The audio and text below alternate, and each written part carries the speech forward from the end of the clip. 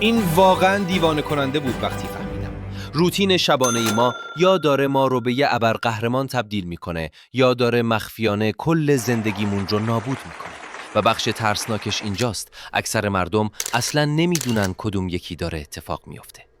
هر شب ما داریم یه مراسم رو اجرا میکنیم، چه بدونیم چه ندونیم.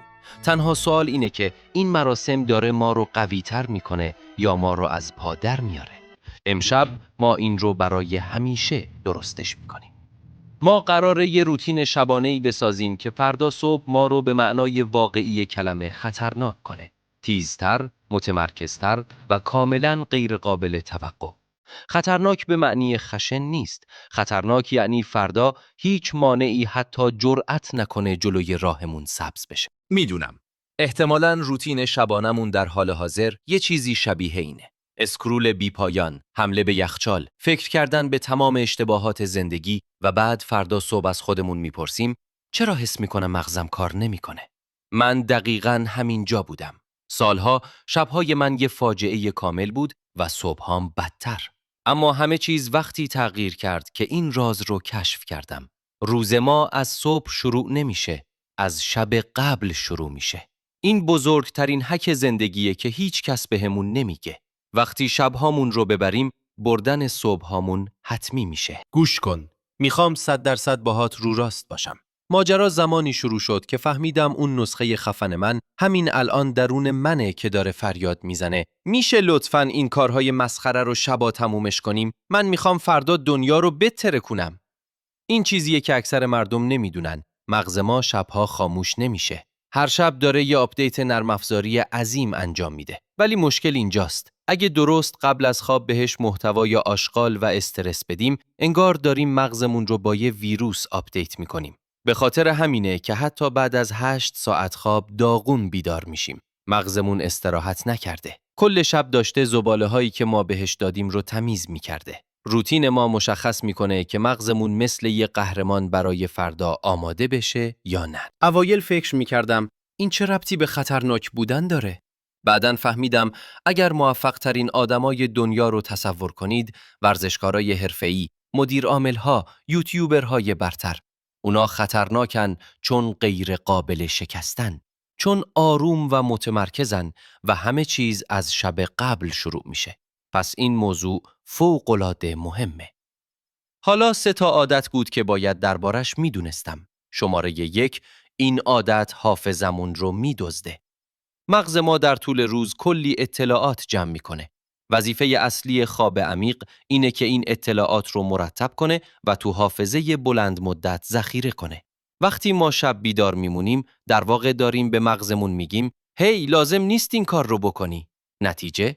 فردا صبح جزئیات مهم رو یادمون نمیاد. حس میکنیم هرچی دیروز یاد گرفتیم دود شده رفته هوا. دانشمندا ثابت کردند که کمخوابی خطر آلزایمر رو در آینده به شدت بالا میبره. ما داریم به معنای واقعی کلمه خاطرات آیندمون رو از خودمون میدزدیم. شماره 2، این عادت تمرکز ما رو نابود میکنه. قسمت جلویی مغز ما مدیر عامل کل بدن ماست، مسئول تمرکز و گرفتن تصمیم‌های هوشمندانه. این مدیر عامل برای اینکه بهترین عملکرد رو داشته باشه، به شدت به خواب شب نیاز داره. وقتی ما کم میخوابیم، مثل اینه که مدیر عامل شرکتمون رو کل شب بیدار نگه داریم و صبح ازش بخوایم بزرگترین قرارداد تاریخ شرکت رو امضا کنه. غیر ممکنه. کمخوابی این بخش رو فلج میکنه. به خاطر همینه که صبحها نمیتونیم تمرکز کنیم و تصمیم‌های افتضاح میگیریم. شماره 3، این دلیل حس و حال افتضاح ما در صبحه. همه چی از این شروع شد که از خودم پرسیدم چرا بعد از یه شب بدخوابی اینقدر عصبی و بی‌حوصله‌ام؟ جوابش ساده است. هورمون‌ها. نور زیاد تو شب تولید هورمون آرامش ملاتونین رو متوقف میکنه. از اون طرف کمخوابی باعث تولید بیش از حد هورمون استرس کورتیزول میشه. این ترکیب یه فاجعه است. هورمون آرامش نداریم و غرق در هورمون استرس هستیم. نتیجهش یه صبح پر از اضطراب و بی‌انگیزگیه. مطالعات نشون داده این وضعیت میتونه خطر افسردگی رو تا 2 برابر زیاد کنه. خب با دیدن یه دونه از این نشونه ها به خودم گفتم صبر کن، داری با زندگی چی کار میکنی؟ وقتش بود همه چیز رو تغییر میدادم. الان من شما رو به چالش میکشم که دکمه لایک رو بزنید. فقط 1 ثانیه طول میکشه و کمک میکنه این ویدیو به آدمای بیشتری برسه. و اگه هنوز سابسکرایب نکردید، واقعاً دارید چیکار میکنید؟ روی دکمه سابسکرایب کلیک کنید و اون زنگوله رو هم بزنید تا چالش بعدی رو از دست ندید. خب حالا که مشکل رو میدونیم، میخوایم با هم 5 تا هک دیوانه‌وار ساده رو یاد بگیریم که همین امشب اوضاع رو درست کنیم. اینها انقدر راحتن که نمیتونیم انجامشون ندیم. هک شماره 1. مغز ما نمیتونه از سرعت 100 یهو به 0 برسه. به یه سراشیبی نیاز داره. پس اولین قدم اینه. حداقل 60 تا 90 دقیقه قبل از خواب تمام صفحه‌های نمایش رو خاموش کنیم. این غروب دیجیتال ماست و غیر قابل مذاکره است. به جای اسکرول کردن کتاب بخونیم، به یه پادکست گوش بدیم. این اولین حرکت خطرناک ماست، چون سکوت یه سلاح قدرتمنده. هک شماره 2. مغزمون رو خالی کنیم. قبل از خواب باید مغزمون رو تمیز کنیم. من یه کار خیلی ساده انجام میدم. به خودمون میگیم خب امروز تموم شد. اینا چیزاییه که فردا لازم دارم و اینا چیزاییه که همین الان رها میکنم. شاید مسخره به نظر بیاد ولی کار میکنه. وقتی میز ذهنیمون رو تمیز کنیم، مغزمون بالاخره اجازه استراحت پیدا میکنه. هک شماره 3. کد تقلب نهایی برای صبح. این بزرگترین راز برنده شدن در صبحه. ما باید قبل از خواب بدونیم که فردا صبح اولین کاری که انجام میدیم چیه. فقط یک کار، نه 15 تا هدف. فقط یک کار مشخص که روزمون رو با قدرت شروع کنه. این اولین دومینوه. وقتی اون بیفته بقیه روز آسون میشه. با این کار بزرگترین مانع صبح، یعنی خب حالا چی کار کنم رو از شب قبل حذف میکنیم. هک شماره 4. مغزمون رو مثل یه سگ تربیت کنیم.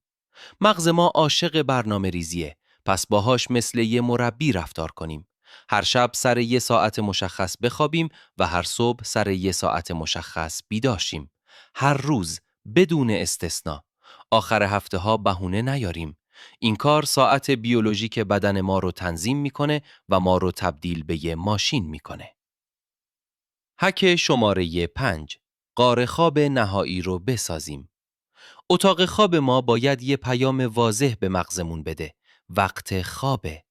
3 تا قانون وجود داره: تاریکی، سکوت و سرما. تاریکی مطلق. من دارم در مورد تاریکی مطلق حرف میزنم. هیچ نوری، 0.